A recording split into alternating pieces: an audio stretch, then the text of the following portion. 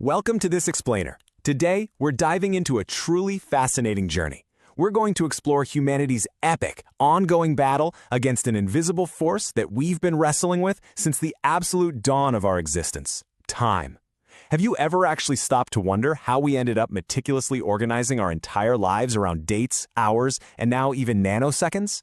Well, the history of how we captured time isn't just a bunch of numbers on a page. It's honestly the ultimate story of human civilization itself.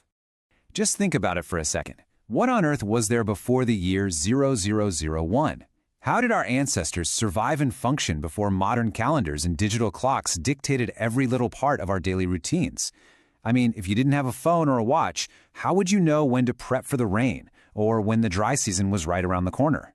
For early humans, time was this wild, invisible enemy that couldn't be caught or stopped, yet they literally had to find a way to tame it just to survive. Here's a quick roadmap for our explainer today. 1. The beginning of time. 2. Time of bones and stones. 3.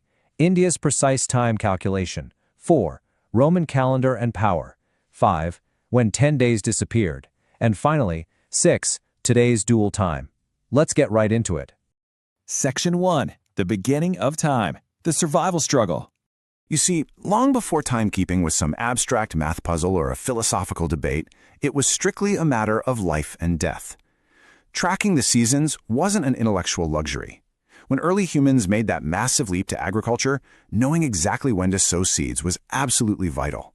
If you plant it right before a heavy monsoon, your crops washed away. Plant too late, and they dried up in the blazing sun. Understanding weather patterns and the passage of time was the single most important tool for survival. We desperately needed a way to capture this invisible enemy. Moving on to Section 2, Time of Bones and Stones, Early Physical Evidence. Take a look at this number, 168. Deep in the caves of what is now the Democratic Republic of Congo, archaeologists unearthed the Ashango bone. It's a baboon bone etched with exactly 168 systematic tallies. This thing was carved roughly 20,000 years ago, and it's widely considered one of the world's oldest mathematical artifacts. Fast forward to the 1970s, and we get this absolute game-changer of a discovery. Archaeologist Alexander Marshak performed a microscopic analysis of the Ashango bone and realized something wild. These weren't just random scratches. The tallies, which are split across 3 columns, perfectly matched a 29.5-day lunar cycle. That means early hunter-gatherers, way before the first cities or kings ever existed, were already having this silent conversation with the sky. They were actively tracking biological and celestial cycles. Now let's jump over to another iconic monument of early timekeeping: Stonehenge. This site really shows how history is a living, breathing debate. A 2022 study by Professor Timothy Darville suggests Stonehenge was a complex, perpetual solar calendar where the stones represented days, weeks, and a full 365-day year. But then, a 2023 study by mathematicians Magli and Belmonte firmly pushed back on that. They argued it was simply an ancestral memorial monument, and that we're basically projecting modern science onto lifeless stones. And while we're not taking sides here, this debate perfectly highlights our deep, almost built-in desire to see the measurement of time in our ancient structures. Section 3. India's precise time calculation, solving the cosmic mismatch. Over in the East, ancient sages were tackling time on both a microscopic and a massive cosmic scale. But they faced what was basically the ultimate mathematical puzzle of the ancient world. Here's the problem. If you track the moon, a lunar year has about 354 days. But the solar year, the actual time it takes the Earth to orbit the sun, is 365 days. That leaves an 11-day mismatch every single year.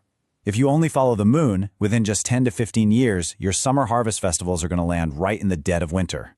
While folks in Rome and Egypt were really struggling with this drift, the brilliant ancient Indian astronomer Rishi Lagada came up with a genuinely elegant fix: Audic Mas. It's essentially an intercalary or extra month added precisely every 32.5 months. So instead of letting the calendar slowly break down over time, they found a way to organically synchronize the lunar and solar cycles. And the coolest part? This system is still alive and kicking today. We actually just had an Audic Mas in 2023, and we're due for another one in 2026. The sheer depth of this ancient science is just incredible. The traditional Indian calendar, the Panchang, is built on 5 key elements. You've got the Tithi, tracking the lunar day, Nakshatra for the constellation, Yoga for the luna-solar angle, Karana as half a Tithi, and Var for the day of the week.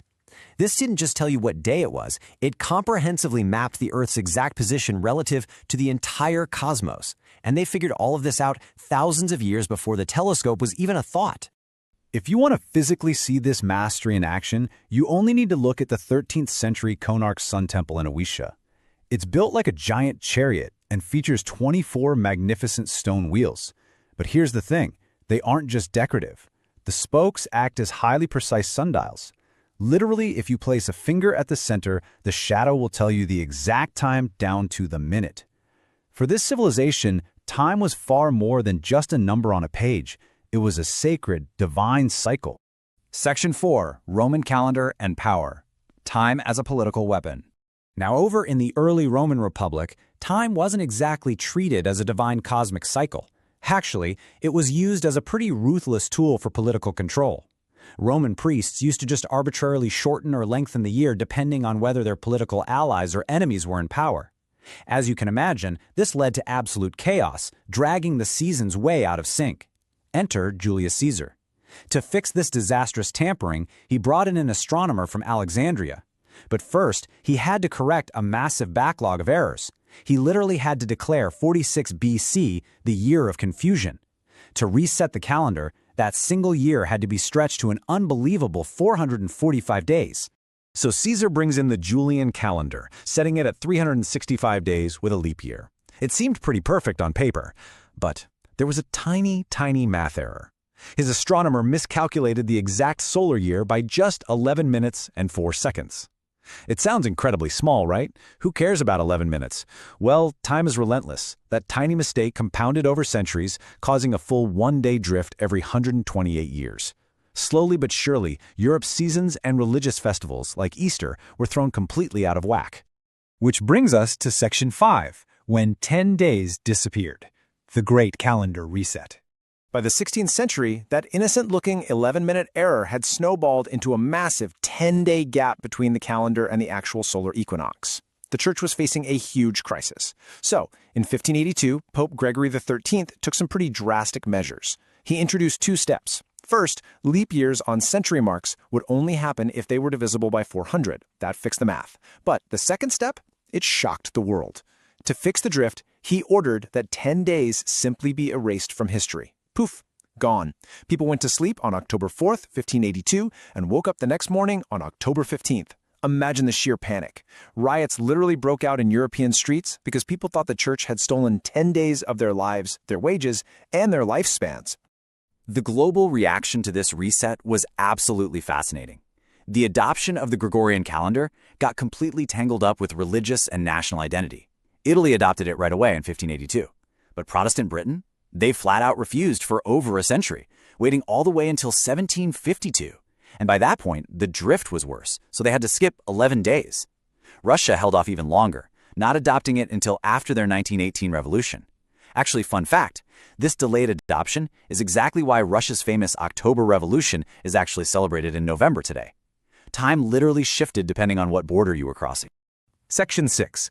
Today's dual time. Living in 2 worlds.